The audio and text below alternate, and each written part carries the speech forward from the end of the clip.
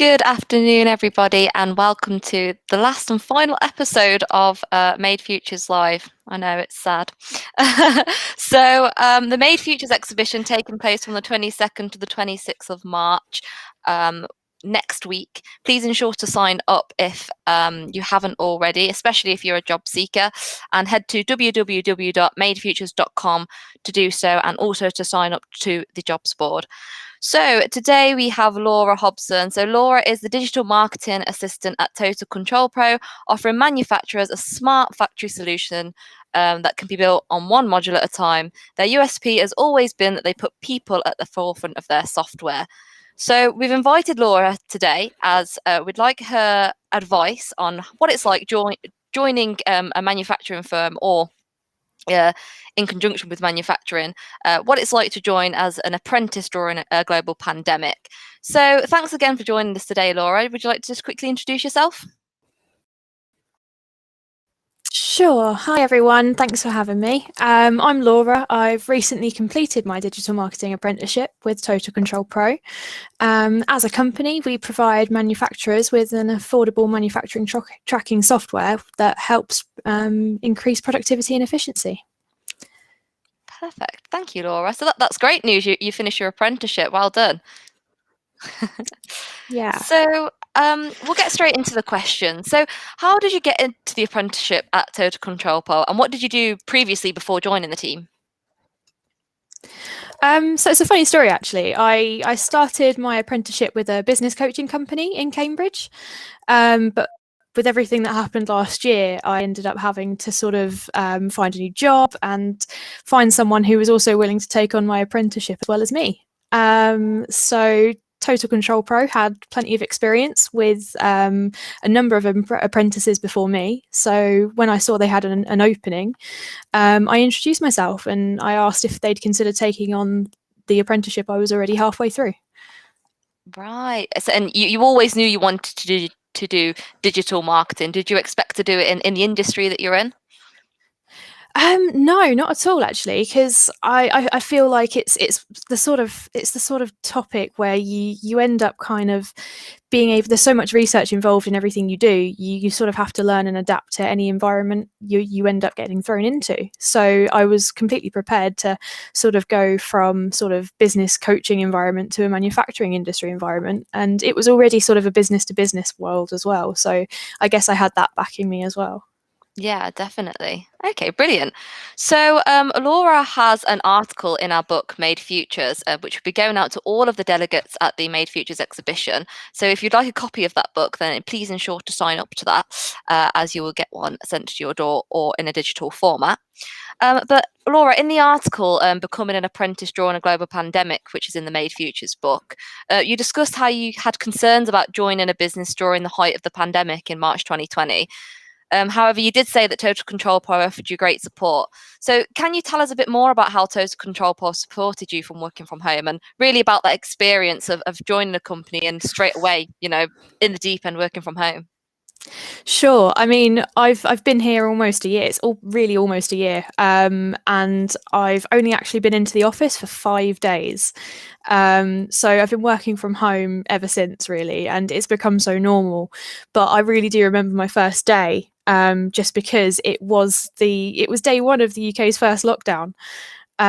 So I remember being really nervous, but it was all for nothing in the end, because I had amazing colleagues that really checked in on me sort of through Microsoft Teams. They'd give me a call, check in on me, see how I'm doing. Sort of when the company sort of transitioned to going from the office into working from home environment, they set up a really good system where basically we have morning and afternoon team calls just to help us all stay connected. We sort of share our news, any experience, any notices, and it's our chance to sort of catch anyone we need to when there's last minute changes to something. Another really good thing was that Dorian, our CEO, he hosted sort of monthly apprentice meetings. So it would be where it was basically a safe space for apprentices, just to all come together and share any challenges or just our experiences as a whole. Oh, okay, great. So, was there sort of any point in, during those first months that you started that you thought, oh, I'm really struggling with this. How do I reach out to somebody? Was there any sort of moments when you first started that were like that? I guess so. So when you're using Microsoft Teams as a platform, you can sort of, and obviously you have access to each other's calendars, and you can physically see how busy other people are. And I got this sort of sense of a feeling at first where I was like, I don't want to disturb them. I don't want to go and bother them. But in all honesty, it was great when I had someone in sales and I had a question for them, and I just went up to them and said, "Hey, sorry to bother you," and they went, "Honestly, it's not a bother. Come to me whenever you need. I'd rather you ask questions when you don't know." Yeah, yeah, definitely. So, in your role, you know lots about the business in order to communicate it to the staff and to the customers in a digital marketing role. So, what did you do to get up to speed with everything going on in the business in order to, relay that out to your customers and to your contacts? I mean, social media has massively helped. I mean, it's a huge part of my role. It helped me to sort of understand the language used in both manufacturing and sort of technology industries. So if I came across something I wasn't sure of, I'd go and ask my colleagues, and always encouraged to do that by not just by that one person in sales, but by pretty much everyone. And I still do it to this day. I don't know everything now, even if I have completed my apprenticeship. I don't know everything. There's still so much to learn and understand. But yeah, one of the other ways was sort of I was shown a demo of our product, and I was sort of walked through it, and it's the exact same demo we actually show to manufacturers. Obviously, it was a little more informal, but it was, yeah, the same demo we use in sales. So I really got to understand the product, and I remember seeing it for the first time and just thinking, wow, this is actually something that really makes a difference, and I can see how it works, and I can see why it's loved. Yeah, most definitely. So, of course, as a digital marketer, you'll know that you have to use lots of different softwares and things like that, and you may use some at Total Control Pro that you've never actually used before. So, what sort of support did you get around that, and how did you sort of get up to speed with that as well? Sure. No, so we used a CRM system that I hadn't used before. And when I first joined, I didn't really know much about it. I had a load of help, obviously, from sort of the community resources they have on it. But obviously, the best people to ask are the people you work with and the people that use it every day. So we have sort of training sessions about just where we sort of cross departments will use different parts of this CRM system more often than others. So we generally sort of have different understandings of it. So we sort of connect the dots and communicate what we know to other people, and then they do the same back. So we get a better understanding of sort of all the features it has and how to use them best. hmm Yeah, most definitely. Okay, so other than what we've discussed, what does your typical day look like, and what you just mentioned then in regards to the software, like how did they ensure that you were doing that? Was that like through Teams and things like that? Yeah, I mean, Teams is literally our saving grace. It is how we work from home, basically. We use it to stay in touch with each other entirely. But no, my typical day it's really varied. No 2 days are ever the same. One day I can be working on the website or creating an email campaign, and then the next I could be preparing for a virtual event and sharing it all over social media. Yeah, definitely. Okay, so obviously you're still working from home. You've been working from home for the past year. You even completed your apprenticeship working from home. So how did you stay motivated in this new role working from home? And were there any periods again that were particularly difficult that you could point out for us? Yeah, I mean, in all honesty, I found it relatively easy to keep up motivation just because I genuinely enjoy what I do. And I guess there was this sort of sudden realization at one point where I was just realizing how much time I was spending on a screen. Sort of, if I wasn't working, I'd be on my phone or I'd be watching TV just to relax. And so it was really important for me that when the weekend came, I made sure that I packed everything to do with work away. I put it out of sight so I can't see it.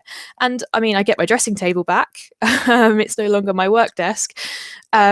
and home becomes home instead of being work, and I really make sure to get outside. Like, you spend so much time, I feel like, sort of at the desk, because you don't get up to go to your next meeting. You sit on it and you just click a button. So I guess the key to my motivation was just setting healthy boundaries. Yeah, definitely. That's some really good advice. And it leads quite nice into the next question and the final question, actually. So, what advice would you offer to people getting into apprenticeships during a global pandemic who may work remotely like how you do?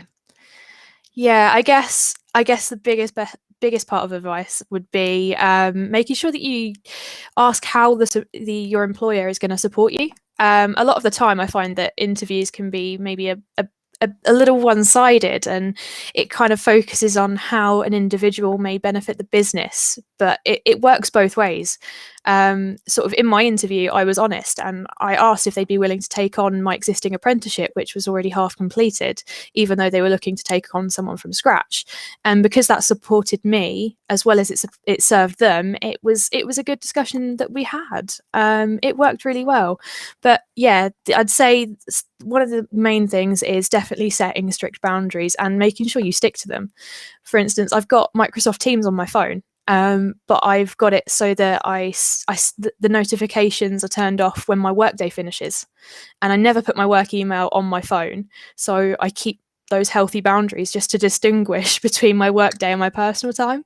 And it's so important when you work from home, just because it's the same place. The lines are already blurred, so you got to do what you can to keep them apart. Yeah, most definitely. And that's some really, really good advice there. And I mean, I think one of the things you pointed out, especially, which was a good point. Sorry, you mentioned. Sorry, it's completely gone out of my mind now. Yeah, sorry, you mentioned working when you said you were working from home. That's especially for people, to set those healthy boundaries. But okay, we'll move on because I've completely forgotten what I was about to say. So I'm so No sorry worries. about that. No worries. I've done very few events today, so that may be why. But thank you for joining us today, Laura. We really do appreciate it. You can find out more about Laura's story when we publish it later today, called "Becoming an Apprenticeship." Becoming an apprentice during a global pandemic, which is also will be available in the Made Futures book, as I mentioned. So thanks again, Laura, for joining us for our very last Made Futures live interview. Thanks for having me. No problem at all. See you later. Bye. Bye.